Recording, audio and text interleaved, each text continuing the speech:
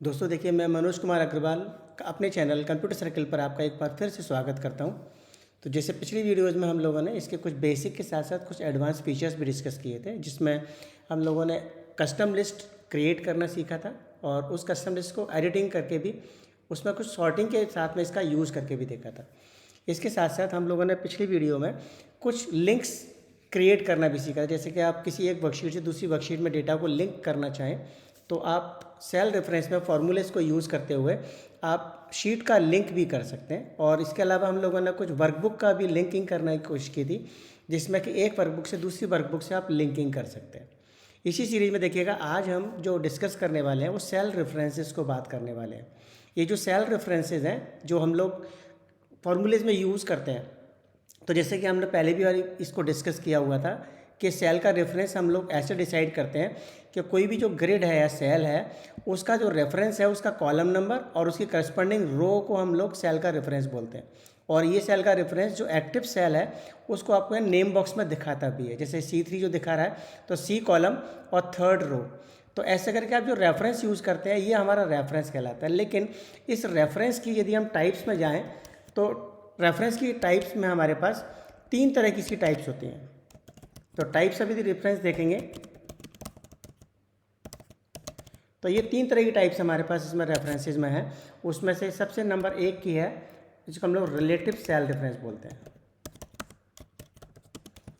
ये जो relative cell reference है, इस रिलेटिव सेल रेफरेंस को हम लोग बोलते हैं कि जैसे जो रिलेटिवली आपकी डेटा चेंज कर देता है। रिलेटिवली चेंज करने का मतलब क्या है कि जैसे हम कभी कभी कैलकुलेशंस ऐसी करते हैं कि जैसे हमको यहाँ पर कोई पार्ट दे रखा है, पार्ट नेम, और यहाँ पर हमारे कोई क्वांटिटी दे रखी है, इसकी रेट दे रखी है और यहाँ पर हम अमाउंट निकालना चाहें तो पार्ट नेम जैसे कोई भी हम ले सकते हैं। जैसे मैंने यहाँ पर ABC ले लिया, JKL ले लिया, MNO, PQR और FGD। इसमें हमने कुछ क्वांटिटी ले ली। क्वांटिटी में जैसे मैंने ले लिया यहाँ पर 40, 20, 10, 35 और यहाँ ले लिया मैंने 25। इनकी हमने प्राइस यहाँ टाइप कर ली। ये अभी हम जो डेटा इनपुट करें सब हमारा डेटा कहला रहा है, रॉ डेटा।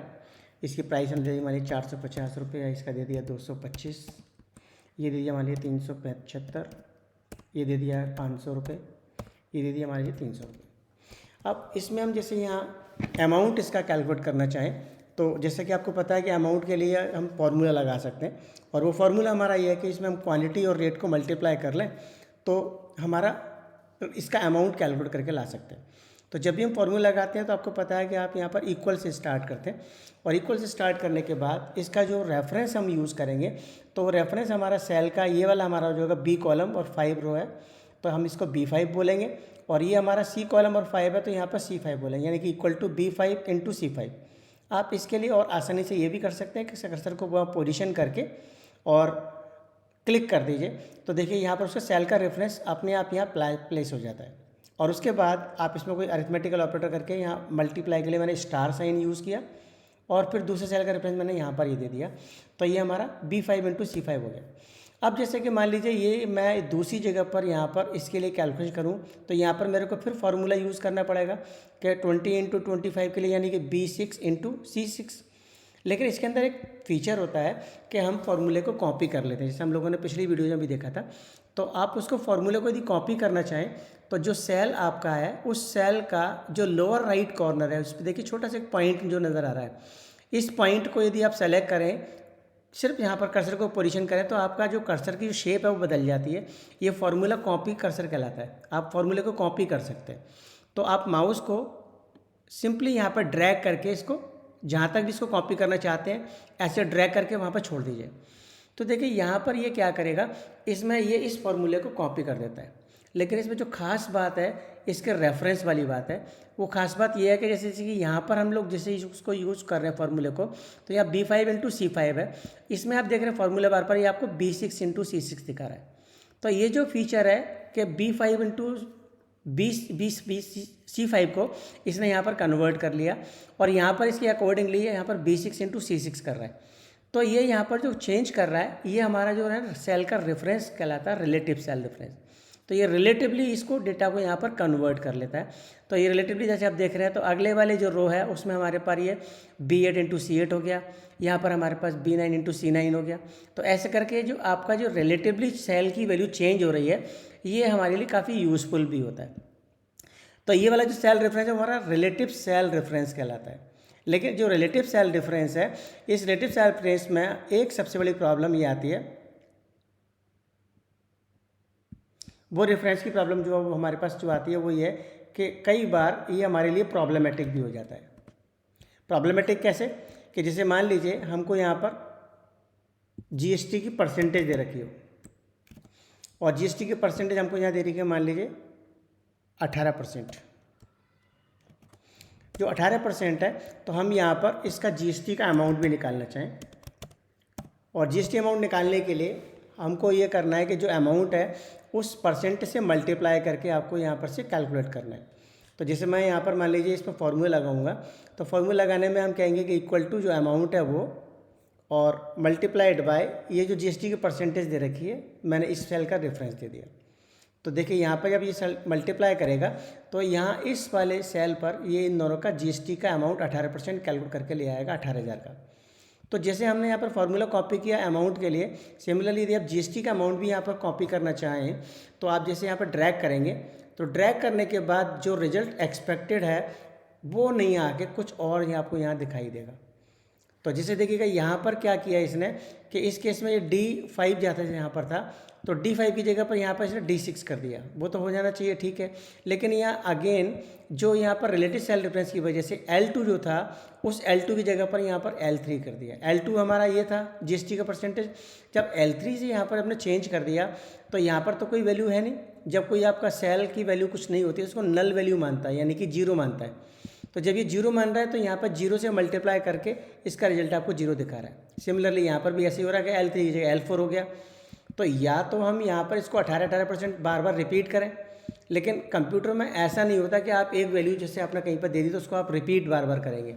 तो इसमें जो है ना, ये जो रिलेटिव सेल डिफरेंस का जो फीचर है ये यहाँ पर प्रॉब्लमेटिक हो गया। प्रॉब्लमेटिक इसलिए हो गया कि हम यहाँ पर इसमें अमाउंट में तो इसको बदलना चाहते हैं, यानी रिलेटिव सेल डिफरेंस यूज़ करना चाहते हैं, लेकिन यहाँ इस केस में हम इसको बदलना नहीं चाहते।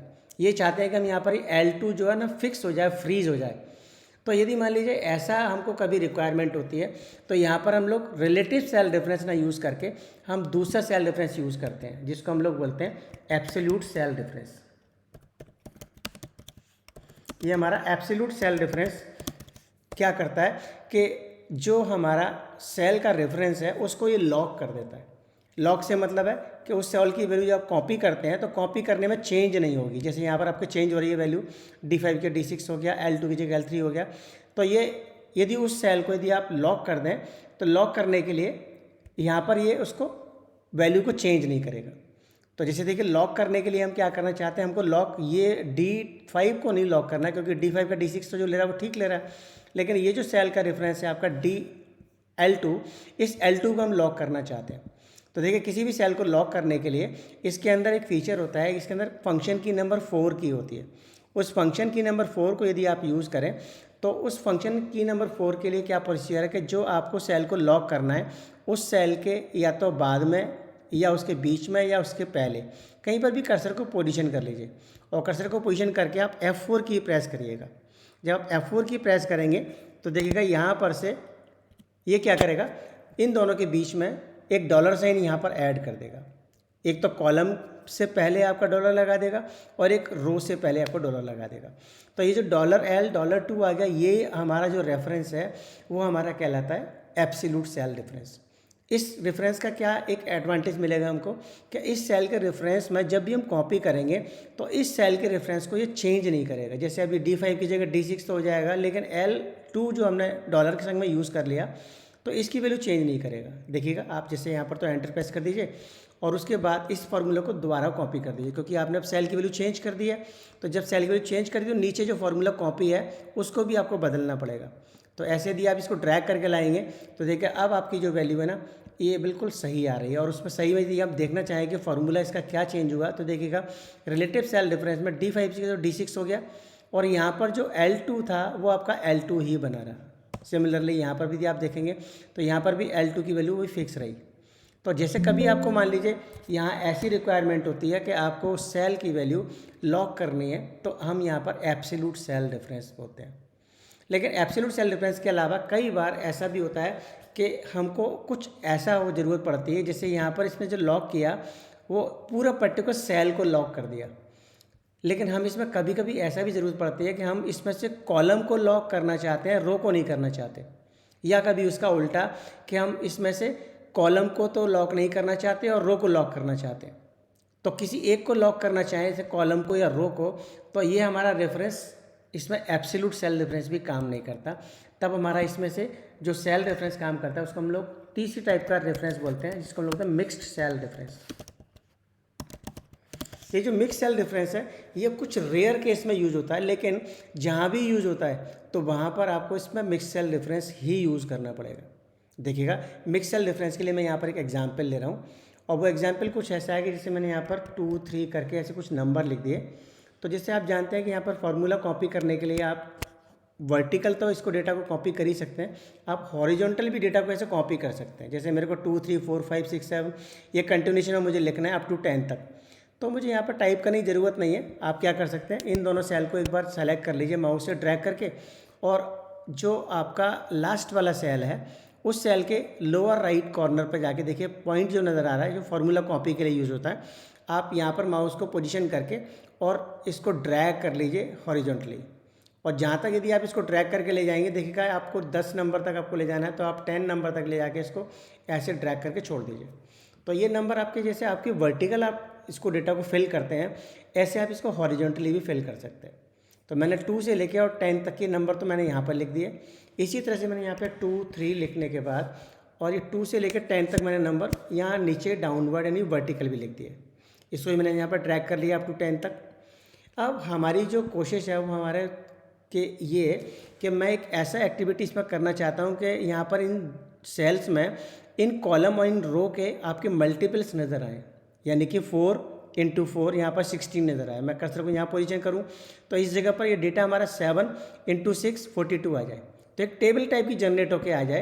तो टेबल टाइप जनरेट यदि होके आ जाए तो हम उसमें यदि रेफरेंस यूज़ करेंगे, तो हम रेफरेंस इसमें कई बार ऐसा होता है कि हम यहाँ पर कॉलम को चेंज करना नहीं चाहते, हम यहाँ पर रो को लॉक करना चाहते हैं। यहाँ पर मान लीजिए हमारे कॉलम इसके चेंज हो और इसमें रोल चेंज नहीं हो। जैसे अभी हम क्या करेंगे, मल्टीप्लाई करने में मैं 2 को 2 से मल्टीप्लाई करूँ तो इसमें यहाँ पर हमारा कॉलम नहीं बदलना चाहिए, ये कॉलम नहीं बदलना चाहिए, लेकिन यहाँ पर इसका कॉलम बदलना चाहिए, क्योंकि इसका 2 के बाद 2 से होगा, फिर 3 से होगा, फिर 4 से होगा। हम यहाँ पर रो को जो है ना यहाँ पर बदलना चाहते हैं, क्योंकि मैं नीचे तक जाऊँगा तो नीचे तक जाने में 2 के बाद 3 हो जाए तो यहाँ पर रो हमारी, तो कॉलम को मैं इसमें फ्रीज करना चाहता हूँ और इसमें मैं कॉलम को नहीं फ्रीज करूँ, इसमें मैं रो को फ्रीज करूँगा। तो देखिए यहाँ पर हम जब सेल का रेफरेंस यूज़ करेंगे तो ना तो आप में रिलेटिव सेल रेफरेंस यूज़ करेंगे और ना इसमें आप एब्सोल्यूट सेल रेफरेंस यूज़ करेंगे, इसमें आपको मिक्स सेल रेफरेंस यूज़ करना पड़ेगा। जैसे देखिएगा मैं यहाँ पर इक्वल टू लगा के फार्मूला यूज़ कर रहा हूँ, तो मैंने यहाँ पर सेल का रेफरेंस तो ये दिया, इसमें मैं कॉलम की वैल्यू को लॉक करूँगा। कॉलम की वैल्यू को लॉक करने के लिए आपने यहाँ पर $साइन पहले लगा दिया। आप इसके लिए यहाँ पर वो भी यूज़ कर सकते हैं, फंक्शन की 4, आप फंक्शन की नंबर F4 यूज़ करेंगे। देखिए पहले तो ये पूरा एक बार में लॉक कर देता है, लेकिन आप एक बार फिर इसको प्रेस करें तो ये फिर रो को लॉक करेगा, फिर एक बार आप प्रेस करेंगे तो ये कॉलम को लॉक करेगा। तो आप 2-3 बार इसको प्रेस कर सकते हैं, या फिर आप मैनुअली इसमें चाहे तो टाइप भी कर सकते हैं। तो जैसे मैंने यहाँ पर 3rd टाइम में इसको कॉलम को तो मैंने इसमें लॉक कर दिया और रो को मैंने लॉक नहीं करा, क्योंकि अब मैं नीचे भी इसको कॉपी करूँगा तो ये चेंज होना चाहिए। इसके बाद मैंने मल्टीप्लाई किया और मल्टीप्लाई करूँगा मैं इस वाले सेल से, जो हमारा सेल का रिप्रेजेंट C13, तो मैंने यहाँ पर C13 टाइप कर दिया। लेकिन इस C13 में मैं ये चाह रहा हूँ कि इसमें रो हमारी लॉक हो जाए और कॉलम इसमें से लॉक नहीं हो, इसका मैं अपोजिट करना चाहता हूँ। तो कर्सर को पोजीशन करके मैंने वापस वही फंक्शन की लगा के F4 यूज़ किया और एक बार और प्रेस किया। तो इसके बाद देखिए यहाँ पर रो मैंने यहाँ पर से लॉक कर दी, कॉलम को लॉक नहीं किया। तो यहाँ पर तो मैंने कॉलम को लॉक किया इसलिए मैंने $, लगाया, यहाँ पर मैंने रो को लॉक किया इसलिए मैंने C से पहले यहाँ $, नहीं लगाया। तो ये वाला जो रेफरेंस है ये मिक्स सेल रेफरेंस कहलाएगा। देखिए इसका बड़ा अच्छा एक एडवांटेज आपको मिलेगा। जैसे आप एंटर प्रेस करेंगे तो ये 2 2 जा 4 तो यहाँ हो गया, और 2 2 जा 4 होने के बाद आप इस सेल को, इसकी वैल्यू को आप ऐसे हॉरिजॉन्टली बाकी सारे सेल पर कॉपी कर दीजिए। और जैसे मैंने इसको यहाँ पर सेलेक्ट करके ऐसे ड्रैग किया तो देखिएगा ये 2 अप टू 10 तक मल्टीप्लाई कर 2 10 जा 20 दिखा रहा है। और इसी को यदि आप यहाँ पर सेलेक्ट करके ऐसे आप ड्रैग करके डाउनवर्ड भी ले गए चले जाएँ तो ये बिल्कुल परफेक्ट एक आपकी टेबल बन के आ गई। ये जो सेल का रेफरेंस है हमारा मिक्स सेल रेफरेंस के थ्रू हो रहा है कि आप यहाँ पर देख रहे हैं कि 6 × 6 36 दिखा रहा है। इस सेल पर देख रहे हैं तो यहाँ पर आप देख रहे हैं कि 9 × 6 आपको 54 दिखा रहा है। तो ये जो पार्ट हमने यहाँ पर यूज़ किया तो ये हमारा मिक्स सेल रेफरेंस का पार्ट था। तो इसमें हम ऐसे 3 तरह के रेफरेंसेस यूज़ करते हैं, relative cell reference, absolute cell reference और मिक्स सेल रेफरेंस। जितनी भी आपकी कैलकुलेशंस हैं वो इन्हीं 3 रेफरेंसेस पर बेस्ड होती है, लेकिन कोई भी इसका एक आपका कॉम्प्लीमेंट्री पार्ट नहीं है कि जैसे मान लीजिए कि इसका कॉम्प्लीमेंट ये हो या इसका कॉम्प्लीमेंट ये हो, ऐसा नहीं है। हर एक का अपना एक इम्पॉर्टेंस है, लेकिन ये सिचुएशन पर डिपेंड करता है कि जैसे यहाँ पर हमारी सिचुएशन में हमको ज़रूरत थी रिलेटिव सेल रेफरेंस तो हमने रिलेटिवली यहाँ पर यूज़ किया। इसी तरह से मेरे को यहाँ रिक्वायरमेंट थी कि हमको यहाँ पर एब्सोल्यूट सेल रेफरेंस जरूरत थी तो यहाँ पर हमने एब्सोल्यूट यूज़ किया। और यहाँ पर हमको ज़रूरत थी कि हम यहाँ पर मिक्स सेल रेफरेंस यूज़ करेंगे तो यहाँ पर हमने मिक्स सेल रेफरेंस यूज़ किया। तो ये सिचुएशन पर डिपेंड करता है कि हमको रेफरेंसेस कौन सी ज़रूरत पड़ती है और उसके अकॉर्डिंगली हम लोग इसमें से कैलकुलेशंस को परफॉर्म कर पाते। तो ये देखिएगा ये हमारा सेल रेफरेंसेस का पार्ट था। ये हम लोग इस बेसिस पर आगे और भी बहुत फार्मूलेज और फंक्शंस इसमें ट्राई करेंगे, लेकिन आज इस वीडियो को हम यहीं ओवर करेंगे। और देखिएगा आपने यदि चैनल को इसको सब्सक्राइब नहीं किया है तो प्लीज़ इसको सब्सक्राइब कीजिएगा और इसको लाइक और शेयर भी कीजिएगा और अपने साथ अपने मित्रों के साथ में भी इसको शेयर कीजिएगा जिससे कि इस तरह की जो वीडियोज़ हैं वो और लोग भी देख पाएँ। तो थैंक यू। नेक्स्ट वीडियो में फिर एक बार मिलते हैं, तब तक के लिए धन्यवाद।